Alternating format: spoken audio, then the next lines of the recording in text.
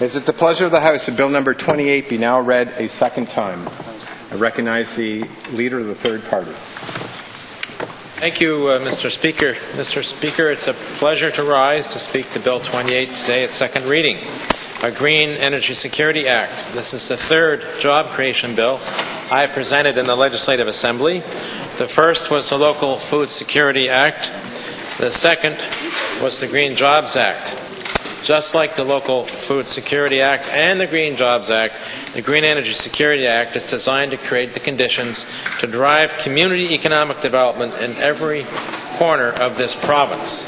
This doesn't depend on expanding exports to the United States and its volatile markets. This doesn't depend on attracting investors from away or large companies from away with generous handouts. This depends on New Brunswickers. It starts here at home. To make space in our economy for the energy efficiency sector, for the renewable energy sector, for the clean tech sector, and for public transportation. Because our province, Mr. Speaker, needs a more sustainable and community-based economy that, in fact, works for everyone. And building that economy has got to start here. Mon projet de loi, la loi sur la sécurité énergétique verte, vise B. le renforcement des économies locales du Nouveau-Brunswick et B. la création d'emplois qui réduisent la dépendance néo-brunswickoise à l'égard des combustibles fossiles. For this to happen, it needs to be the mandate of an institution of government that has clear targets to meet. And, Mr. Speaker, the closest we've come to this in the past was with Efficiency New Brunswick. But, Mr. Speaker, it actually was never given targets to achieve, nor was its mandate broad enough. This is why, at its core, this bill is designed to establish a Crown corporation which will be called Renew New Brunswick or Rénover Nouveau-Brunswick. Renew New Brunswick because it would bring about economic renewal in every corner of our province as it propels the green energy transition forward and strengthens local economies throughout the province.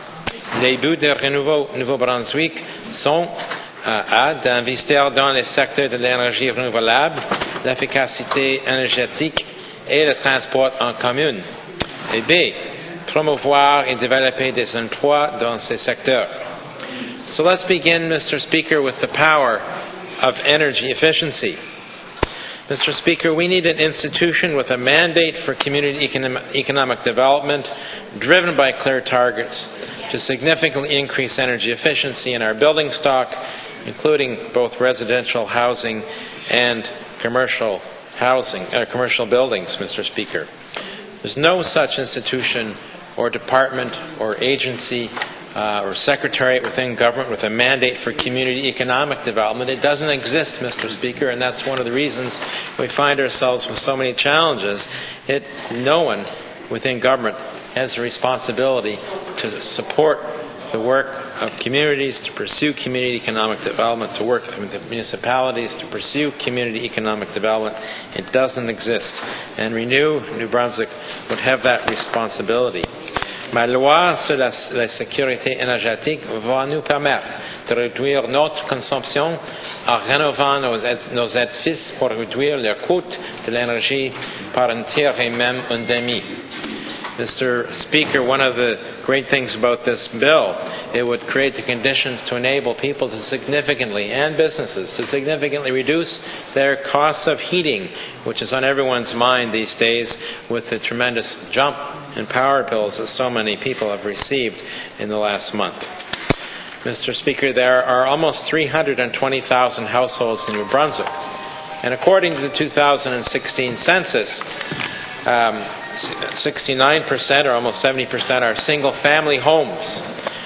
Close to 14% are apartments and buildings with fewer than 5 stories, and 4% are households found in duplexes. Apartments and duplexes are such kinds of buildings.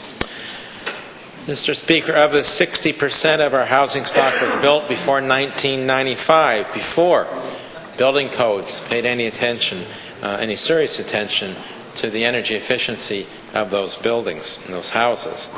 So we still don't have building codes that ensure commercial buildings are built to higher standards of energy efficiency, but in recent years we do have building codes that apply to housing stock which do ensure that. So we've got most of our housing stock that's inefficient, that heats the outdoors, that costs a lot for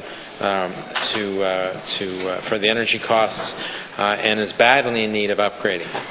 So imagine, Mr. Speaker, a program with a goal to improve the energy efficiency of all that housing stock over a reasonable period of time, where we say we are going to improve the energy efficiency, ensure that people are able to cut their energy costs in their homes over a reasonable period of time, so that by the end of this program, over a period of years, the vast majority of our existing housing will be energy efficient, far more affordable to live in without the high heating costs that people are faced with today, Mr. Speaker. And of course, this will be also a boon to those who are living on fixed incomes, whether it's students, whether it's people living off of low incomes, Mr. Speaker, or seniors living off low incomes. Because, of course, when you're renting particularly, you don't see the cost of your heating bill that you're going to be getting,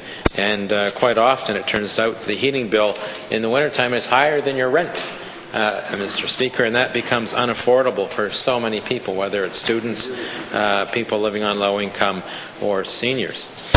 The other thing, of course, Mr. Speaker, that this bill would do is ensure that building contractors, carpenters, plumbers, electricians, insulating contractors, siding companies, roofers, painters, heating and ventilation contractors, and general laborers would have decades of work, Mr. Speaker.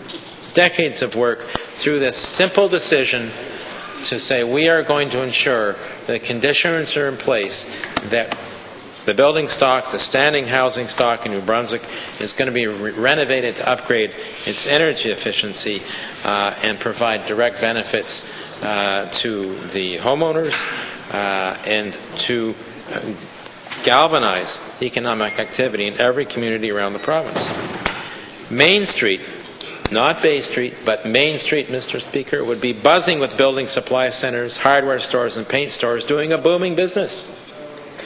Window and door manufacturers, insulation manufacturers, metal shops, manufacturers of wood products would see a jump in their sales that will continue year in and year out through this simple decision to ensure that we bring about the retrofit, the renovation for energy efficiency of our building stock and our housing stock. Clear targets to upgrade our building stock would do this, combined with innovative financing mechanisms. And the financing mechanisms that would be delivered by Renew New Brunswick, Mr. Speaker, would be necessary to overcome the initial upfront capital costs that people would have to face to properly renovate and refurbish their homes or their buildings to significantly reduce their energy consumption. While the payback is rapid, Mr. Speaker, people have many demands on their income, and so providing this financing up front would unlock millions of dollars of private investment from both householders and building owners to make this a reality. And we did have that experience with Efficiency in New Brunswick, Mr. Speaker, where it was demonstrated with the zero-interest loan program it provided, with the incentives it provided for every dollar cost Efficiency New Brunswick in its incentives and programs. It unlocked $5 of investment from homeowners and the private sector, Mr. Speaker, to unlock that energy efficiency that's available. We could have reinstitute zero-interest loan programs as were offered by Efficiency New Brunswick. This time, though, repayment could be attached to property tax billing systems, for example, Mr. Speaker, or power bills. So the costs and benefits would stay with the building throughout its resale rather than staying with the person who no longer benefits if they move. The money saved by home and building owners would be spent elsewhere in the economy rather than on heating the great outdoors, creating more jobs. And of course, the upgrades to homes and buildings would increase their resale value as well. And Mr. Speaker, a 2012 study done in part for the New Brunswick government called Energy Efficiency, an Engine of Economic Growth in Eastern Canada, found that fully developing our energy efficiency resources locked up inside the homes and buildings of New Brunswickers and New Brunswick businesses could create as many as 1,360 jobs per year and increase revenues year in and year out to the government by $21 million to $31 million. So the power of energy efficiency, Mr. Speaker, obviously is something worth unlocking, but it won't be unlocked without having something like Renew New Brunswick in place to have that responsibility, have that mandate, and provide the financing mechanisms to get at it. The energy transition, Mr. Speaker, to clean, green, renewable energy is underway around the world, but we're falling behind. Ma loi sur la sécurité énergétique va nous assurer que notre réseau intelligent et écologique, en fixant notre cible que 100% de notre énergie soit générée par des ressources renouvelables. We are blessed in New Brunswick with abundant renewable energy resources that have been barely developed, Mr. Speaker. We have biomass from our forests, our farms, and our seafood and food processors, from which we can manufacture solid fuels like wood pellets for heat, biogas for space heating and power generation, and biofuels such as biodiesel to power buses, trucks, and heavy equipment. We have solar regimes that far exceed those of Germany to provide passive solar heat to homes, businesses, institutions, and industry.